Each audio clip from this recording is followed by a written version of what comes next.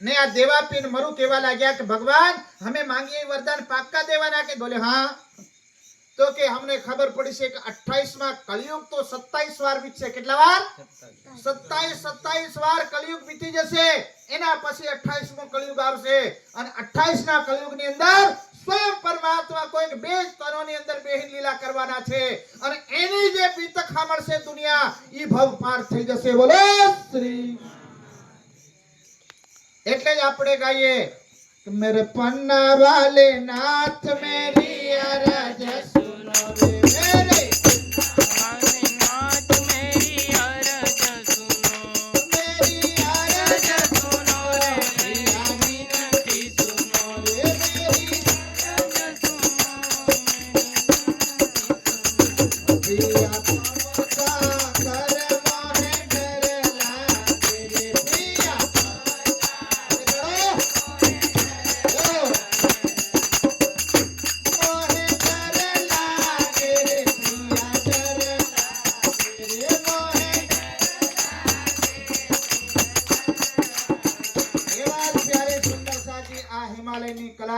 અંદર તપેલા બંને મહારથી બળ્યા દેવાપીન મરુ ને ખબર પડી એ શ્રી હરિનારાયણ કે 27 આસા બ્રહ્માંડ ની અંદર કળિયુગ વીતી જશે અને 28મા કળિયુગમાં સ્વયં પરબ્રહ્મની મહાશક્તિ આપણા બ્રહ્માંડમાં આવવાની છે આવા બ્રહ્માંડો તો કેટલા છે સાહેબ આ પૃથ્વી જેવા દડા ઘણા છે પણ આપણા દડા પરમાત્મા આવવાના છે બોલો શ્રી આ ખબર કોને પડી देवापी ने मरु ने आ खबर पड़ी गई कि आपड़ा जेवा ब्रह्मांडो तो घणा छे पर आपड़ा ब्रह्मांड में परमात्मा आववाना छे विष्णु भगवान के हां तो પછી શું કરીએ તો કે એ કોઈક માનવના બે તનો બેહવાના છે બે શરીરોમાં ઈ આત્મા ઉપર બેહવાના છે એ વખતે ભગવાન હજુ વાર છે અને આઠા આવવાના છે 28મા કળિયુગમાં એ વખતે हमारा शरीर देजो बोलो श्री मरी गयो विष्णु के हूं रही गयो ले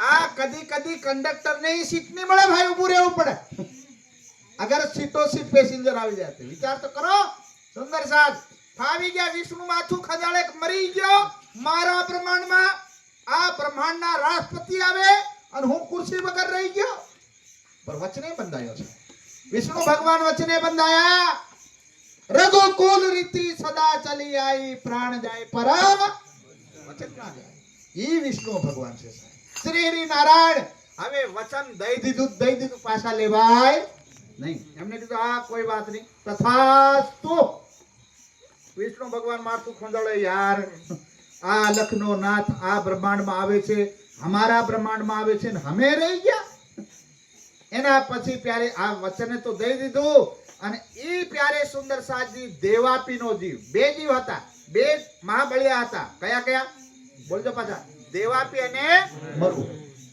એમાંથી પહેલો નંબર કોનો આયો દેવાપીનો કોનો આયો દેવાપીનો સુંદર સાજ અરે હવે આ દેવાપી જે બળિયો જેને હિમાલયમાં માંગ્યું તું ઈ આ જન્મમાં બન્યા દેવા ચંદ્રજી અને આ પ્યારે સુંદર સાજી ઉમરકોટ ગામ છે ત્યાં એમનો જન્મ થાય છે પ્યારે સુંદર સાજી પિતાજીનું નામ શું હતું મતુ મહેતા અને માતાજીનું નામ કુંવરભાઈ પ્યારે સુંદર સાજી ઉંમર બીતી ગયેલી અને કઈ સમય પછી આ બાળકનો જન્મ થાય છે તો ઘરવાળા સાહેબ ખુશી મનાવે કે દુઃખ મનાવે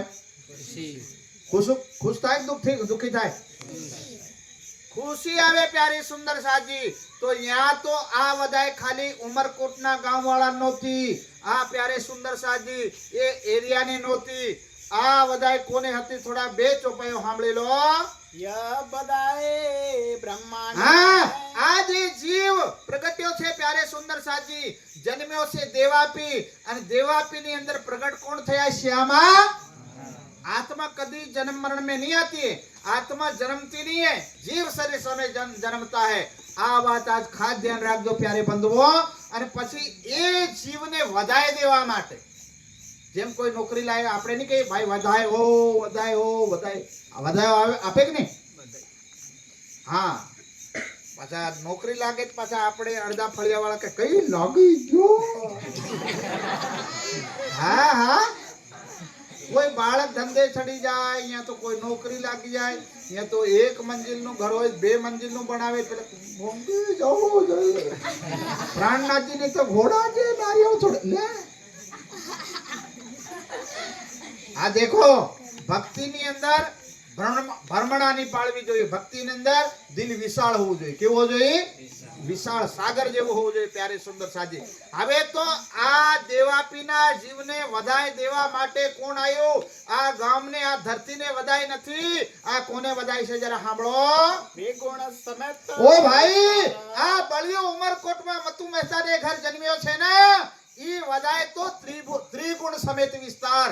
આ બ્રહ્માંડના વડા બ્રહ્મા, વિષ્ણુ, મહેશ મારો દેવાદિદેવ, આ શ્રાવણનો ધણી, આ હિમાલયનો નાથ, ઈ ભી વધાય દેવાયો. ઓ દેવાપી ધન્ય છે.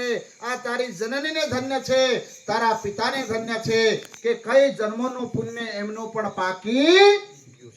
હા, આવા બાળક પ્યારે સુંદર સાજી.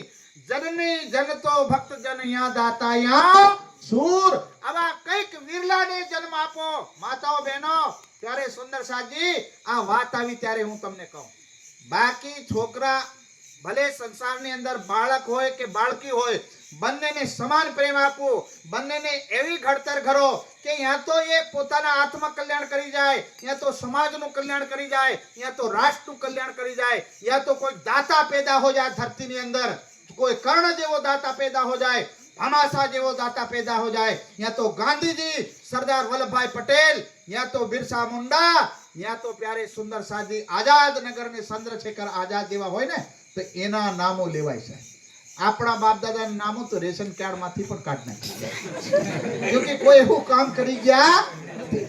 હા, એટલે કહેવાય જનની જનતો દાતા યા સૂર. યા તો કોઈ દાતાને જન્મ આપજે, યા તો કોઈ સૂરવીરને જન્મ આપજે કે જે સરહદ ઉપર જઈ અને પ્યારે સુંદર સાજી રક્ષા કરી શકે. નહીં તો એવા બાળકો પ્યારે સુંદર સાજી, બાળકી હોય કે બાળક હોય, આપણું પોતાનું નામ ડૂબાવે નહીં. સાહેબ ખુદનું ખતમ કરી નાખે, માતા પિતાનું ખુદીને ખતમ કરી નાખે ને ઉખેડામ દઈને રાખે. આવો માર્કો કરે નહીં. એટલે પ્યારે સુંદર સાજી વાત આવી ત્યારે કહું છું, આ દેવાપીનો જે જન્મ થયો ને, જે બધાય દેવતાઓ દેવી જોઈએ. આપણને કોણ મળ્યું છે? મારો પ્રાણ. હા, અક્ષરા એ જ પ્યારે સુંદર સાજી. પોતાને ધન માનો. હવે પટરી પર ગાડીઓ આવી ગઈ છે, પાછા તમારી ગાડીઓ પાછા રોડ ઉપર નહીં નાખતા સાહેબ. જે રેલવે છે ને, રેલવે પટરી ઉપર ચાલે સારી લાગે, પણ રોડ ઉપર દોડે તો નાનું બાળક હોય ને, નાનું બાળક, એ સાહેબ માતા પિતા જયારે બજારથી આવે, એ થેલીમાં શું લાવે કે એ પૂછે સારું લાગે, નહીં મળે એ ગુલેટીઓ ખાય ને આંગણા, સારું લાગે. અને કઈ 20 વર્ષ 30 વર્ષનો ગુલેટીઓ ખાય તો 40 વર્ષના આગળ આંગણા ગુલેટીઓ ખાય સારા લાગે. અમુક વસ્તુ ઉંમરના હિસાબથી જ સારી લાગે છે. બોલો, સમજાય છે મારી વાત? प्यारे बंधुओं, आ जाणवा जेवी वात कहूं छुं. हवे प्यारे बंधुओ प्रसंग आयो छे देवापीनो. देवचंद्रीना नामे मतु मेहताने घरे मां कुंवरबाई एमना घरे अवतार लीधो छे. त्रिगुण समेश विस्तारा त्रिभुवनना देवी देवता बधा एने वधाई आपे छे. धन्य है धरती, धन्य है कलयुग, धन्य है ब्रह्मांड के आने तारवा वाळो हवे पैदा થઈ ગયો છે. આની અંદર જે શક્તિ પ્રગટ થશે એ ગિફ્ટ આ બ્રહ્માંડને મળશે. એક દીવો સાહેબ તમે બાળી દો તો કેટલાક પ્રકાશ મળે કે નહીં મળતો? એટલે કોઈ નહીં બોલતો. બોલો આપણે વેચાસભાઈ અમે આવતા હતા કહેતા કે ભાઈ લાઈટ જતું રહ્યું તો કે પેલે ચીમનીઓ તો કે કેરોસીન ઠેકાવાળો હતા. પહેલા આપણે ચીમની બાળતા ને, દીવો બાળતા, તો એક દીવે બધાને પ્રકાશ મળતો કે નહીં મળતો? મળતો. એક ઝાડવું અગર આંગણમાં રોપીએ તો બધાને છાયો મળે કે નહીં મળે? આપણે દીવા જેવું જીવન જીવવું, ઝાડવા જેવું જીવવું, હાવ તાડ જેવું નહીં. બડે ભય તો ક્યાં ભય જૈસે તાડ, पंच इनको छाया नहीं फल लगे सीधू. यहाँ तो गिलोरा पड़े माथा फोड़ नाखे. समझाय मारी बात? हाँ, आ भक्ति ની અંદર ભેદ ઘણા છે, પણ અંધારામાં બેઠા છે, આટલા હો હો કરી માથા ડોલાવે છે કે નહીં ખબર. એટલે પ્યારે સુંદર સાજી જય કર લગાવો બોલો શ્રી હવે એ બધાય બ્રહ્માંડ કો ત્રિગુણ સમેત વિસ્તાર કે આ બ્રહ્માંડના 33 કોટી દેવતા અને બ્રહ્મા વિષ્ણુ મહેશ ને પણ આ વધાય છે કે આ બ્રહ્માંડને તારવા માટે જે શક્તિ દેવાપીની અંદર બેહવાની છે એ એમનો જન્મ થયો છે સુખદાય સવન કો બસ સારે બ્રહ્માંડ સુખથી પુલકિત થવાનું છે અખંડ કરન હા પ્યારે સુંદર સાજી જ્યારે સુખદેવ મુનિએ રાજા પરીક્ષિતને કીધું તો ઓ રાજા કે આ ભવિષ્યની અંદર ચિંતા મત કરે કે ભાઈ આ કાળથી છોડાવવા માટે મહાશક્તિ કલયુગમાં પ્રગટ થશે એમાં બે નામો હશે દેવાપી અને મરુ ત્યારે આ વાત એમને કીધી કે સુખદાય સવન કો અખંડ કરનહાર વિશ્વ બંદે અક્ષર લો સુકે પરીક્ષિત કો કયો વિચાર આ વાત સુખદેવ મુનિએ કોને કીધી હતી રાજા પરીક્ષિતને જ્યારે રાજા દુખી થઈ ગયા હતા કે અખંડની વાતો તમે નહીં સંભળાવી પણ એ ગોપીઓ ફરીથી કળિયુગમાં પ્રગટ થવાની છે ઈ પરમાત્મા ફરી કળિયુગમાં પ્રગટ થશે પોતાની લીલા કરશે ત્યારે એમને કીધું કે પરમાત્મા કયા તનોમાં આવશે ત્યારે એ કહે છે કે દેવાપીને મરુ આ વાત સુખદેવ મુનિએ રાજા પરીક્ષિતને કીધી હતી કે જ્યારે આ બંને સ્વરૂપ પ્રગટ થશે અને એમના તનથી જે લીલા થશે અને ઈ કથા દુનિયા સાંભળશે તો શું થશે ત્યારે સુંદર સાજી જાકો સુને પતિ જે મના એનું જન્મ મરણ તરી જશે બોલો શ્રી જન્મ મરણ સે મુક્તિ મળશે બ્રહ્મલોકના અધિકારી થશે એ વાત અહીંયા બતાવે છે સતયુગ કે બીસ ભૂત અને સતયુગનું જે બીજ કળિયુગમાં આવતા આવતા પૂરું થઈ જશે હવે સાંભળજો જાણવા જેવી વાત જય કર લગાવો બોલો બોલો શ્રી સદગુરુ સતયુગ કે બીજ ભૂત કે ભાઈ સતયુગની અંદર ધર્મના 4 પગ હતા સત તપ જ્ઞાન અને કર્મ ત્રેતાયુગ આવ્યો ધર્મના કેટલા પગ રહી ગયા 3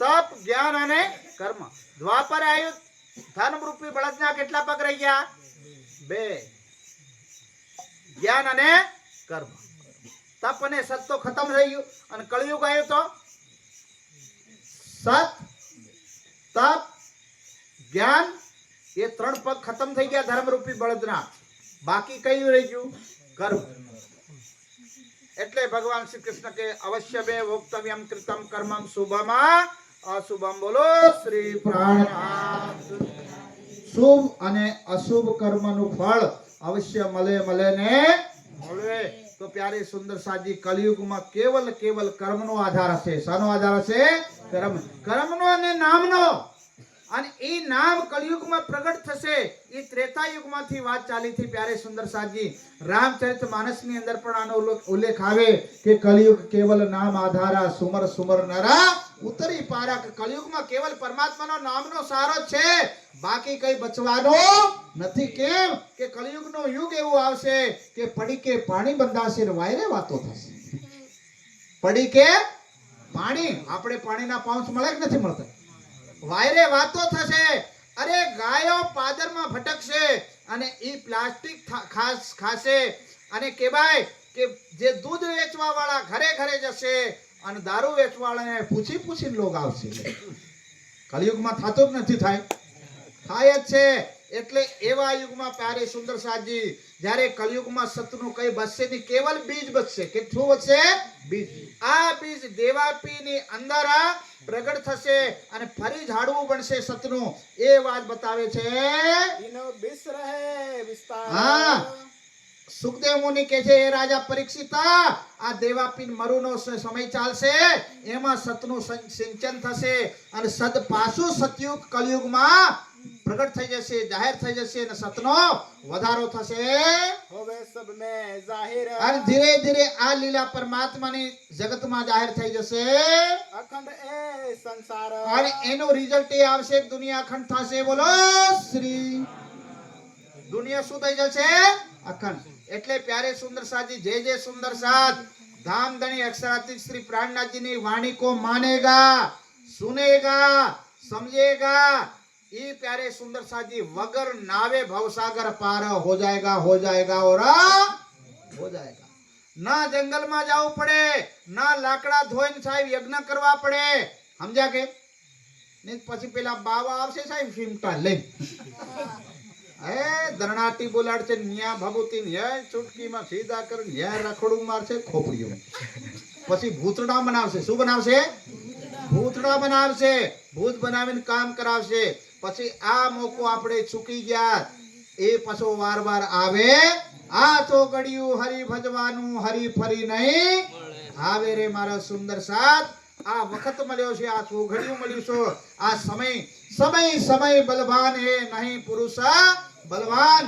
કાબે અર્જુન લૂટ્યો વહી ધનુષ વહી બાણ. ત્યારે સુંદર સાથી આ સમય મળી ગયો છે, બાર બાર એ વખત મળવાનો. હવે તમને એક દ્રષ્ટાંત બતાવી દઉં. મહાભારત પછી ત્યારે સુંદર સાથી પાંચ પાંડવોએ વિચાર કરી લીધો કે યુધિષ્ઠિર રાહ દેખે છે કે હવે કળિયુગમાં રહેવા જેવું નથી, અને આપણે કળિયુગ ખતરનાક આવે છે તે હિમાલય ચલી જવું છે. ક્યાં જતું રહેવું છે? હિમાલયમાં જઈને હાડ ગળાવી દેવો છે. હવે રહેવું નથી.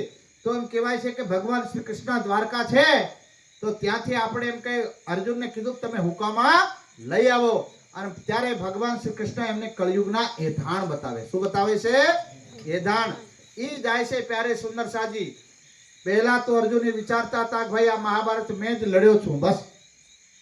ભગવાન શ્રી કૃષ્ણ એને અહેસાસ કરાવે છે જ્યારે જંગલ માર્ગે આવતા હતા, અને ત્યાં વિશાળ મહાકાય પાઇપ 8 ફૂટનો માણસ, દૈત જેવો સાહેબ, હા, બે આદમીના હાથ જોડે તેનો એક હાથ બને. કેટલો બને?